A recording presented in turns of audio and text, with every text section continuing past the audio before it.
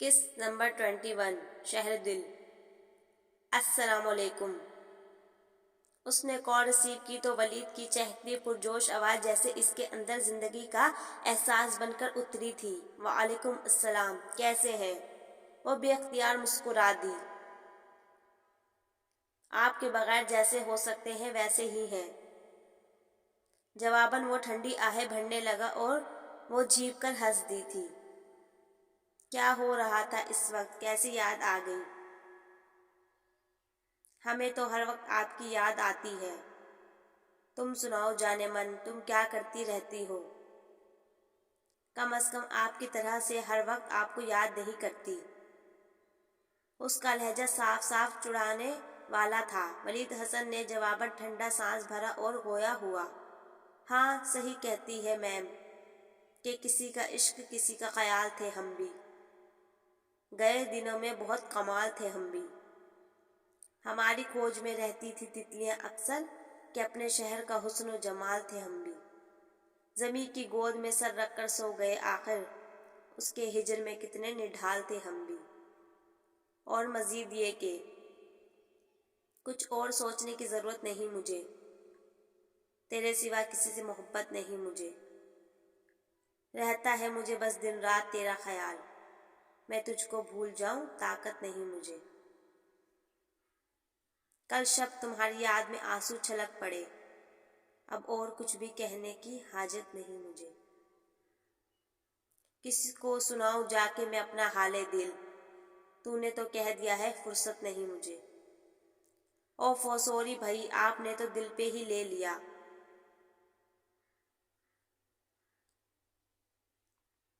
اب ایسی بات بھی نہیں ہے، میں بھی آپ کو یاد کرتی ہوں۔ وہ ہنسنے لگی تھی۔ ولید نے ایک اور سرد آہ بھری۔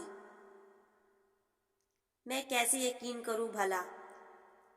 اب آپ کو یقین دلانے کو مجھے کیا کرنا پڑے گا؟ کوئی دیوانے نظر کرو ہماری۔ وہ پھیلا اور ایمان پھنس گئی۔ اف، اتنی کڑی سزا! اس نے مصنوعی خفگی سے کہا اور ولید خفا ہونے لگا۔ یہ سزا ہوگی تمہارے لیے، نہیں سعادت ہوگی۔ وہ ہنس پڑی، بڑی خوشگوار پیاری سی ہنسی ہنسی تھی جس میں ولید کا کہکا بھی شامل ہو گیا۔ چلو پھر اس سعادت کو حاصل کرو، آپ فون بند کریں، میں سینڈ کرتی ہوں آپ کو۔ نہیں، خود سناؤ۔ ولید نے صاف انکار کیا تو وہ بسوری تھی۔ مجھے شرم آئے گی ولید، ماما سامنے بیٹھی ہیں۔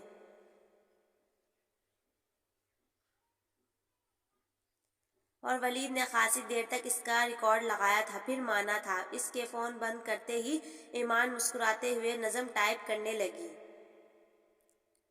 بہت یاد آنے لگے ہو، بچھڑنا تو ملنے سے بڑھ کر تمہیں میرے نزدیک لانے لگا ہے۔ میں ہر وقت خود کو تمہارے جواں بازوؤں میں پنگھلتے ہوئے دیکھتی ہوں۔ میرے ہونٹ اب تک تمہاری محبت سے نم ہے۔ تمہارا یہ کہنا غلط تو نہ تھا، میرے لب تمہارے لبوں سے ہی گلنار ہیں۔ تو خوش ہو کہ اب تو میرے آئینے کا بھی یہی کہنا ہے۔ میں ہر بار بالوں میں کنگھی ادھوری ہی کر پا رہی ہوں۔ تمہاری محبت بھری انگلیاں روک لیتی ہیں مجھ کو۔ میں اب مانتی جا رہی ہوں، میرے اندر کی ساری امیدیں اور باہر کے موسم تمہارے سبب سے تمہارے لیے تھے۔ اس نے ولید کے نمبر پہ یہ نظم سینڈ کی اور پھر کچھ سوچ کر مزید ٹائپ کرنے لگی۔ ورق ورق یہ تیری عبارت، تیرا فسانہ تیری حقائق، کتاب ہستی جہاں سے کھولی تیری محبت کا باب نکلا۔ اس نے یوں ہی مسکراتے ہوئے یہ شعر بھی ولید کو سینڈ کیا ہی تھا کہ اسی پل اس کے سیل پہ کسی انجان نمبر سے کال آنے لگی۔ اس نے دیکھا ماما اسے مصروف پا کر وہاں سے اٹھ کر جا رہی تھی۔ اس نے چائے کا مگ اٹھاتے ہوئے مصروف سے انداز میں کال پک کی تھی۔ السلام علیکم۔ اجنبی آواز، شائستہ لہجہ، وہ قدرے چوکی۔ وعلیکم السلام، جی فرمائیے۔ اس کے انداز میں الجھن تھی۔ اجی ہم کیا عرض کریں، فرمانا تو آپ نے ہے۔ دوسری جانب سے بڑے ہی انداز سے کہا گیا۔ ایمان کے اعصاب کو دھچکا لگا تھا۔ اس نے سیل فون کان سے ہٹا کر یوں دیکھا، بلکہ گھورا جیسے سیل فون نہ ہو، کال کرنے والا بدتمیز ہو۔ آئی ایم سوری، میں نے آپ کو پہچانا نہیں۔ کس سے بات کرنا ہے آپ کو؟ اب کہ اس کا لہجہ کڑا تھا، دوسری جانب گہرا سانس بھرا گیا۔ موسیٰ قادوانی، آپ کے ہونے والے دیور، آج یونیورسٹی نہیں آئی۔ آپ ہم انتظار کی زحمت میں مبتلا رہے۔ اعتماد قابل دید تھا، مگر ایمان کو اس کے الفاظ نے آگ لگا دی تھی۔ تم ساری زندگی بھی اس زحمت میں مبتلا رہو تو میری جوتی کو پرواہ نہیں ہے، لعنتی، پیچھا چھوڑ دو میرا۔ شدید غصے کی لہر نے اس کا دماغ دھکا ڈالا تھا۔ وہ قہر بھرے انداز میں جو منہ میں آیا بولتی چلی گئی۔ دھیرج میم، دھیرج، میں نے اسی روز بھی آپ کو سمجھایا تھا کہ ہمیں آپ کی عزت کرنا اچھا لگتا ہے۔ ایسا برہم رویہ اپنائیں گی تو کہیں آپ کو پچھتانا نہ پڑ جائے۔ ایمان اتنا جھلائی کہ سلسلہ منقطع کر ڈالا۔ اس کا موڈ اتنا خراب ہوا تھا کہ ولید کے میسج بھی نظر انداز کر دیے اور اس کی مزید بدتمیزی سے بچنے کے غرض سے سیل آف کر کے ایک سم ڈال دیا تھا۔ سڑک کنارے ایک قطار سے آگے کچنار اور سنبل کے درختوں سے ٹوٹ کر گرتے خشک پتے اس کے پیروں تلے آ کر چرچرائے۔ موسم خزاں آ گیا تھا، راتیں ٹھنڈی ہو گئی تھی، لیکن سورج میں ابھی تک حدت باقی تھی۔ بڑا سا سرخ گولا عین اس کے سر پر تمتماتا اپنی تیز اور تند شعاعیں اس کو تاک تاک کر مار رہا تھا۔ وہ چلتے چلتے بے خیالی میں رک گئی اور درخت کے تنے سے ٹیک لگا لی۔ سیاہ مکوڑے کی ایک بے ترتیب قطار درخت کے تنے کے گرد کھودی ہوئی باریک مٹی کے ڈھیر پر کسی کام میں مصروف تھی۔ وہ بے دھیانی میں انہیں تکنے لگی۔ مکوڑے اپنی تیز رفتاری میں اس کے پیروں کے درمیان سے گزرتے اپنا راستہ بنا رہے تھے۔ اس نے سوچنے کی کوشش کی، کل اس پل اس پہ کیا آفت ٹوٹی تھی۔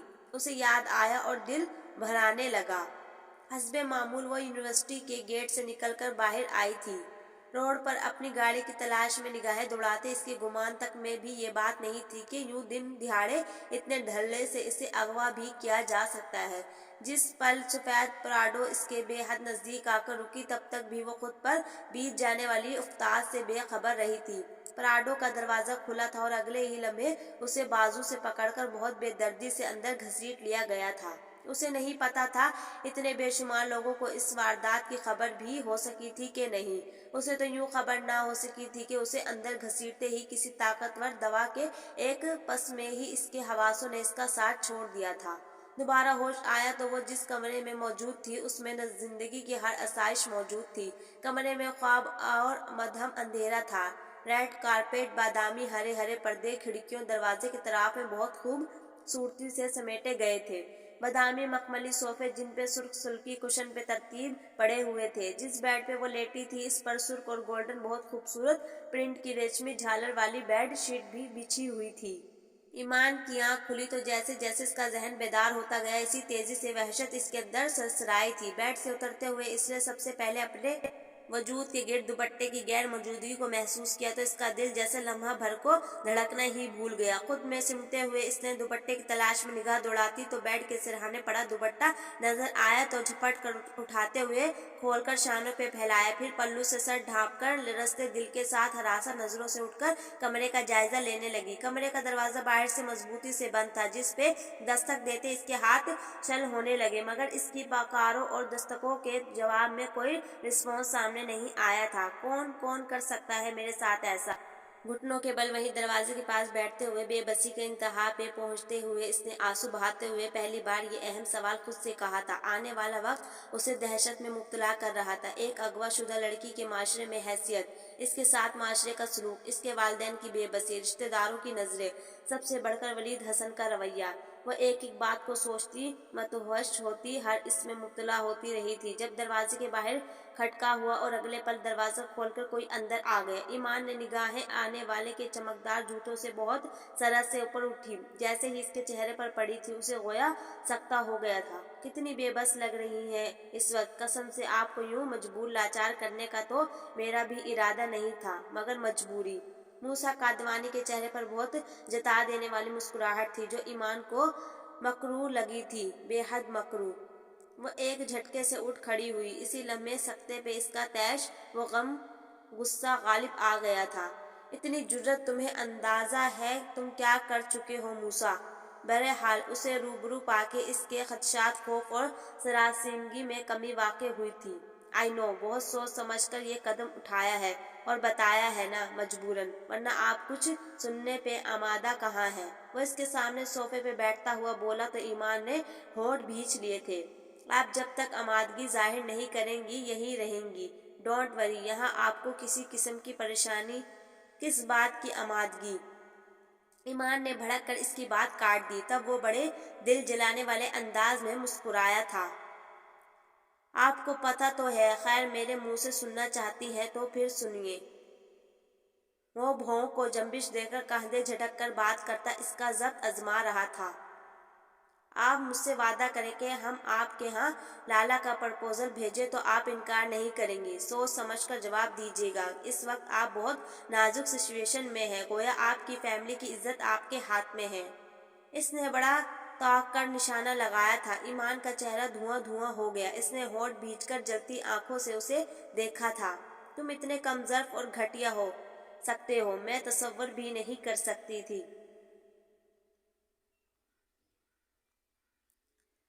اس کا گلا ایک دم بھرانے لگا۔ صورتحال کی سنگینی نے اسے یوں بے بس کیا تھا جس کا تصور بھی اس کے پاس نہیں تھا۔ مجھے جانے دو، میں تمہیں سوچ کر جواب دوں گی۔ کچھ توقع کے بعد اس نے شعوری کوشش سے اپنے لہجے کی اشتعال پہ قابو پکڑ کر دھیمے انداز سے کہا تو وہ یوں ہنسا جیسے اس کا تمسخر اڑا رہا ہو۔ پاگل سمجھ رکھا ہے مجھے، بچوں کا کھیل ہے یہ۔ وہ اسے گھورنے لگا، پھر اپنی جیکٹ کی جیب سے ایک تہہ شدہ کاغذ نکالا اور اپنے اور اس کے بیچ ہائی ٹیبل کے گلاس پہ اسے رکھ کر انگشت شہادت کی مدد سے اسے ایمان کی طرف اسٹرائیک کیا تھا۔ یہ قانونی کاغذ ہے، ایگریمنٹ سمجھ لیں، اس پر عہد دیں مجھے کہ آپ ہارون کادوانی سے شادی پہ بخوشی رضامند ہیں۔ نیچے اپنے سائن کریں، تب یہاں سے نکلنے کی صورت بن سکتی ہے بصورت دیگر۔ اس نے بات ادھوری چھوڑ کر سرد و شفاف نظریں اس پر جما دی۔ ایمان کے حلق میں کانٹے پڑنے لگے۔ اس نے آگے وہ کچھ نہ بھی کہتا تو وہ جان سکتی تھی یہ پاسبل نہیں ہے۔ وہ اس کی بات سن کر بھڑک اٹھا تو ایمان ایک دم ہراساں ہوتی ملتجی ہو کر گڑ گڑائی تھی۔ دیکھو میری بات سنو، میرے جس کزن سے پاپا نے آپ لوگوں کا تعارف کروایا تھا اس سے پچھلے دنوں میرا نکاح ہو چکا ہے۔ تم خود سوچو یہ پاسبل ہے؟ موسیٰ کادوانی نے چونک کر ٹھٹک کر یوں اسے دیکھا گویا اس کی بات کی صداقت کا اندازہ اس کے چہرے کے تاثرات سے لگانا چاہ رہا ہو، اور جب اسے یقین آیا تھا تو گویا شعلوں پہ گر گیا تھا۔ ایمان کو اس کی آنکھوں میں اتری غضب کی حدتوں سے خوف محسوس ہوا تھا۔ اگر یہ سچ ہے تو میں اسے زندہ نہیں چھوڑوں گا۔ ویسے صرف نکاح ہی ہوا ہے نا؟ اس کے سرد لہجے میں گھبراہٹ در آئی تھی۔ ایمان کا چہرہ ایک دم سرخ ہو گیا۔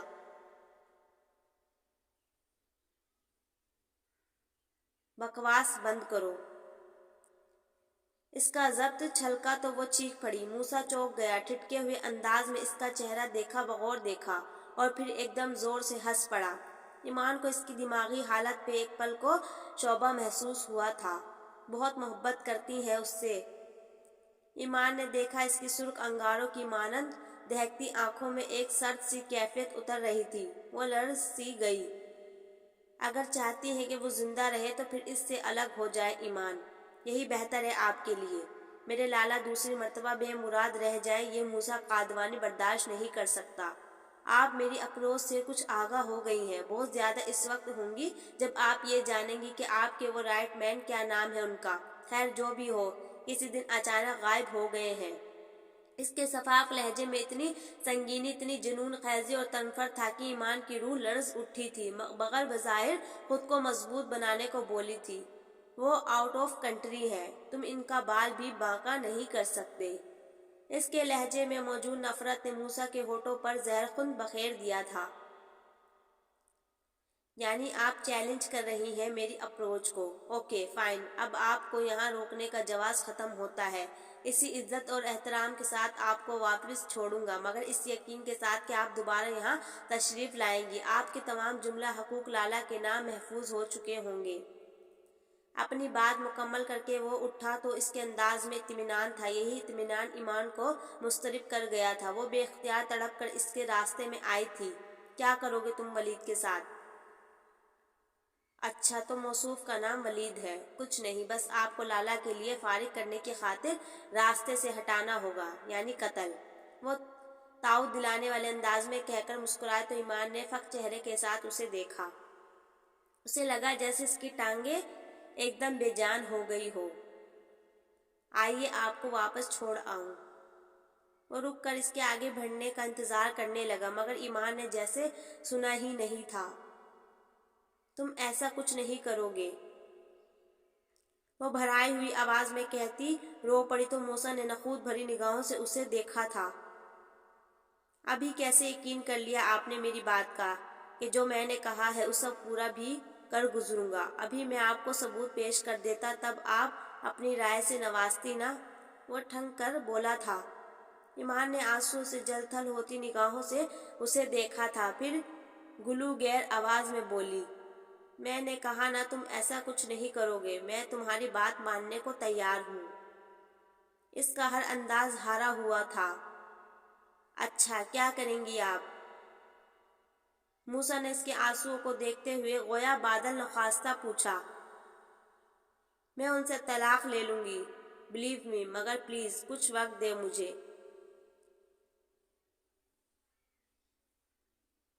سارا تنتنا، سارا غرور بھلائے وہ گڑ گڑا رہی تھی تو توجہ محبت کی بے بسی تھی۔ وہ بے بسی، وہ خوف انداز بدل گیا تھا۔ جب اسے پتہ چلا تھا کہ ولید حسن اس کے لیے اہمیت اختیار کر گیا ہے تو اس نے اسے کھونے کے خوف سے اپنی انا سے ہاتھ چھڑا لیا تھا، اور اب جبکہ وہ اس کی زندگی کو خطرہ لاحق محسوس کر رہی تھی تب اس نے اسے کھونے کے خوف سے دستبرداری اختیار کر لی تھی۔ میں آپ کی بات کا یقین کیسے کروں؟